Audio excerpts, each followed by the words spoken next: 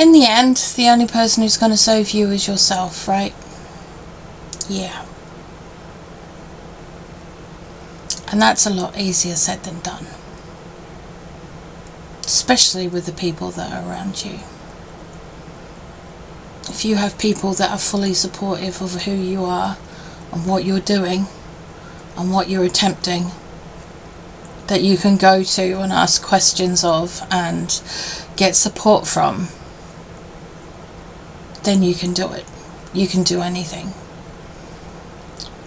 Equally so, if you are on your own and all you have is you can do whatever the hell you want. But when you are surrounded by non-help, the people who are meant to be there to help you are not, that they're not supportive, or not supportive in the ways that you need them to be supportive, and no matter how you tell them, they're still not supportive. Those who are paid to be supportive, like your GP, your doctors, those who are paid to listen to us, to help us, to give us the support we are needing, the medical staff that are meant to, no matter where you are in the world, because they swore an oath.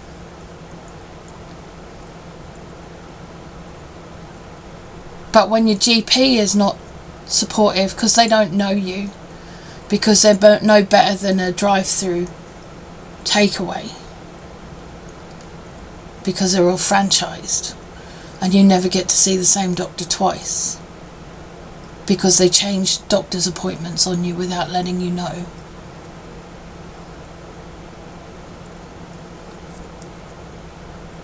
Because you're not supposed to have your own doctor anymore.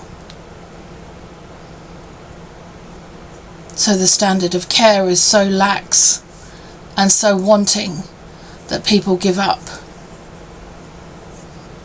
The people who need the help give up. The hospital, which is your last chance. Again, all they're willing to do is chop you into little pieces and rearrange your plumbing. Not help, but just line their own pockets.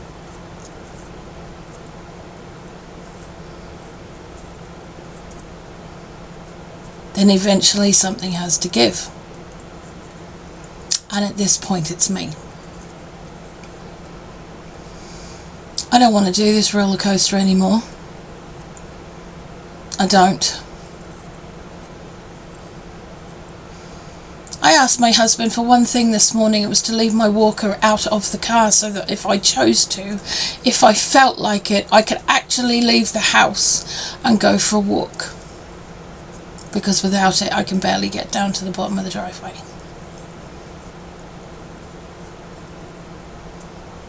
It's still in the car and he's taken it to work with him.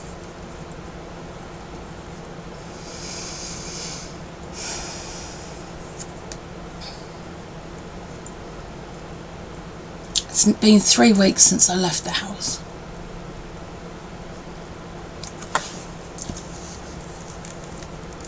Three weeks. Actually, it's been a month. It's been a month since I left my house. It's payday in 3 days. I get paid every 4 weeks. So yeah, it's been about 3.5 weeks since I left the house.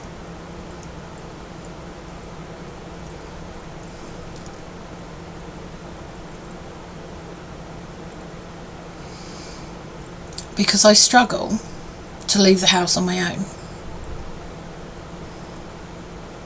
Because I have to have a purpose to leave the house. Or I need to have someone with me to leave the house. I am severely agoraphobic. Severely agoraphobic. Something that my partner knows. He's very aware of. But I'm also very aware that the hours that he puts in and the amount of physical labour he has to do in the day makes him incredibly exhausted and in a lot of pain. So the last thing he wants to do is go for a walk around the block with me to make me feel safe, because he can't even stand up straight himself.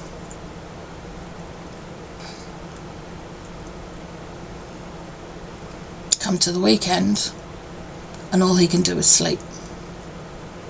And on top of that, he's self-medicating with alcohol so he can sleep, because the pain is so much that he's drinking himself to death. Because if he tells the doctors exactly what's going on, they'll tell him he can't do his job anymore. And that's what he's scared of.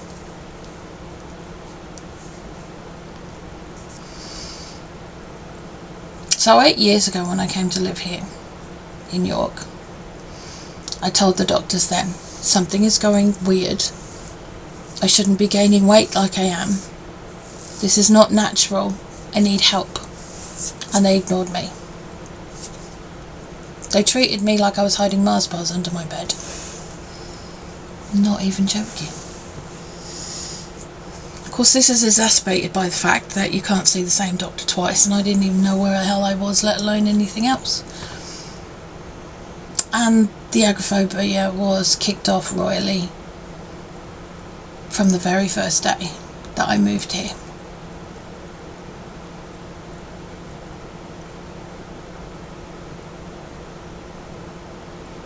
Now, can I blame everybody for what's happened to me? No.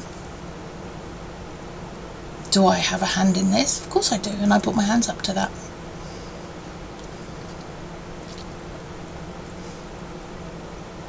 But medical negligence has a massive part to play in what has happened to me over the last few years, and the state I now found myself in.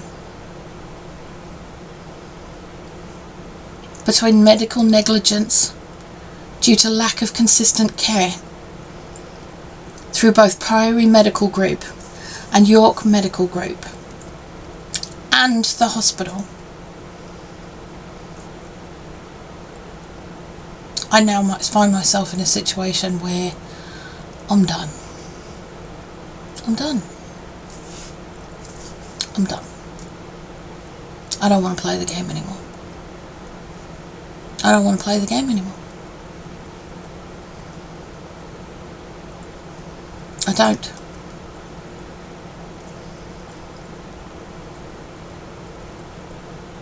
And I don't know what that means right now. I don't know what that means right now for me. But I do know this.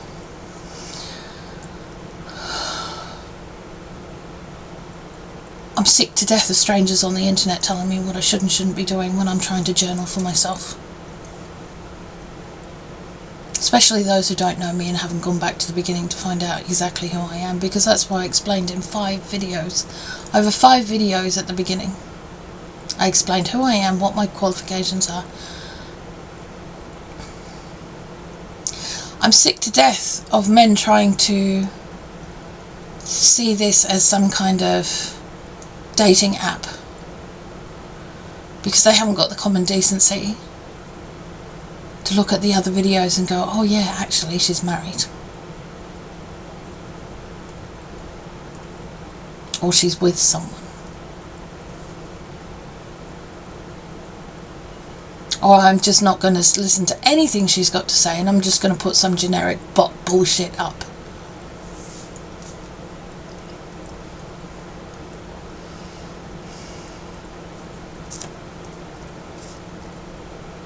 I'm tired. I want to get on with my work. I want to get on with my life. But I feel like I'm being held hostage. So this week I will be seeking legal advice.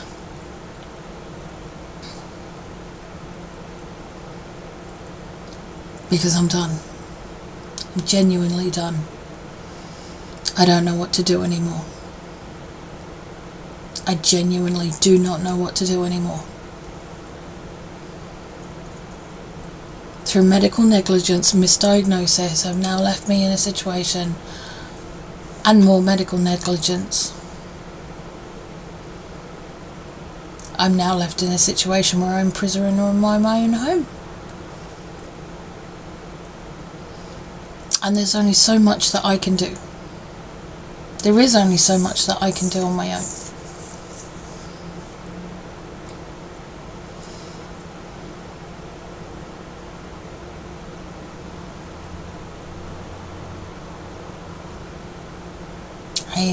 I have people telling me all the time, you're not trying hard enough. Really? Really? And what would you like me? Oh wait, you want me to walk a mile a day? I can barely walk across my living room. I can barely walk across my living room.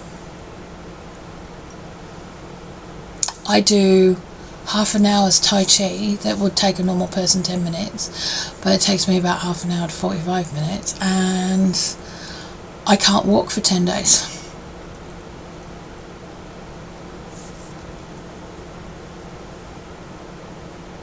I go and do my shopping once a month. Once a month I leave my house to go and do the shopping, and it takes me 10 days to recover. If I have the pain meds I'm meant to have, that puts me in an even more dangerous situation because it causes an impaction that lasts an entire fucking month.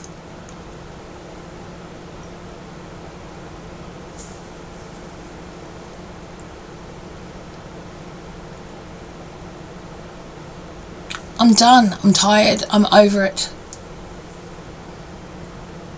We don't have the money for all the fancy bits and pieces.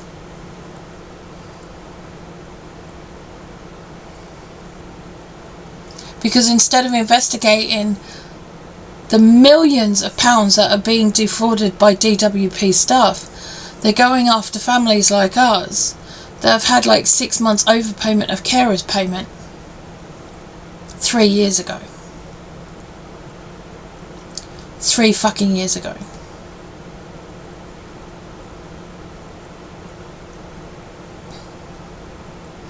So instead of going after the person who owned up to defrauding DWP for 600 grand, or the person who did it for 7 grand, or the other person who did it for 12 grand, we don't hear about any of those.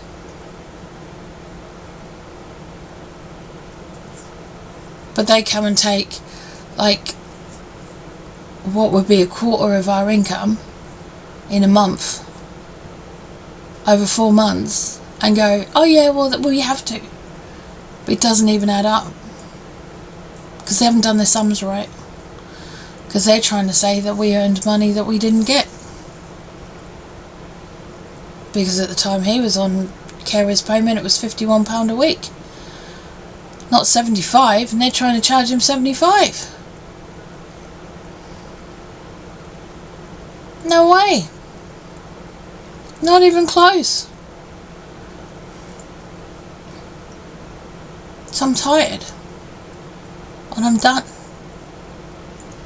And I know I'm supposed to be doing this, and I'm supposed to be doing that, and I'm supposed to be trying to save my own life, and I'm supposed to... Why the fuck should I be interested when nobody else is?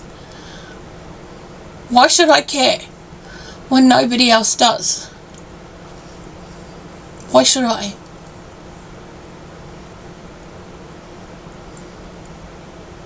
Why should I care when nobody else does?